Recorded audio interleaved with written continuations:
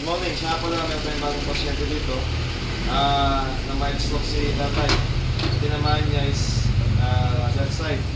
Kailan pala yung stroke pa na eh? Kailan pala yung stroke? 2 weeks ago. Bali 2 weeks ago. Anong petsa ngayon? October 7. Mag-3 weeks na pala. October 17 na ngayon. Simula ko siya. Tandaan niya October 17, 2025. Naging third session niya. May stroke siya September 27. September 27 siya may stroke. Eh, di 2 weeks na nga siya. Ang problema niya, hindi pa siya nakakatayo o nakakalakad. Yan ang assignment natin sa kanya. After 1 month, maglalabas ako ng video yung nakakatayo na siya o nakakalakad. Kaya simulan na natin siya. And then guys, dumating dito, naka-wheelchair. Tandaan nyo. As unang session niya, pahiga ang gagawin ko. 5, tiga.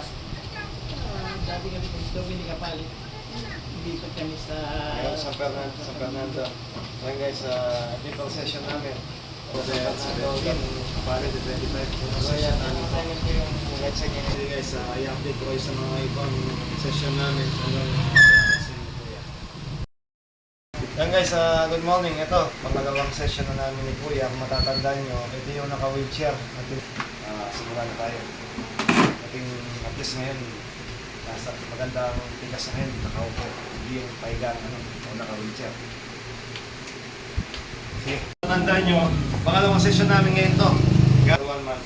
Before and after, naka-wheelchair at saka naglalakad. Sige, update ko sa ibang session to. Basta pang number 2 session namin ngayon. Guys, good morning ito. Kung matatandaan nyo, San Fernando. Pang-apat na session namin ngayon. 4 pa lang session. 4 na session namin po yan. Okay guys, pang-apat na session to. Magsimula na kami. Yan guys, good afternoon ito. Today is December 23, 2025.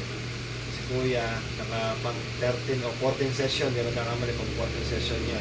Kung matatandaan nyo, ito taga San Fernando, naka-wheelchair. Hindi magalaw yung mga daliri ngayon. Ganda na yung po niya.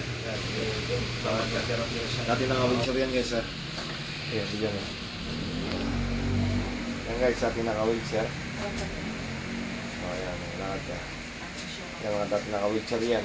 Sa loob ng 14 session namin. Maganda yung improvement. So, upo muna.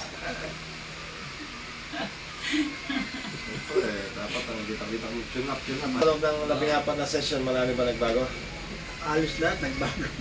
Kasi Ba, hindi ko mamayan yung kamay ko. Kahit papel lang, hindi ko at saka dati, daliri mo walang gumagalaw. wala.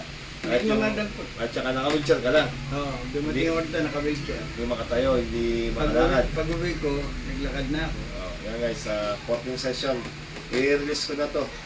December 23 ngayon. Sinimulan ko to nasa October 6 siguro. Ayan, mga ganong buwan. Basta naka 2 months kami, pero maganda naman yung improvement niya. First week Ayan guys, okay. Maraming salamat guys. First week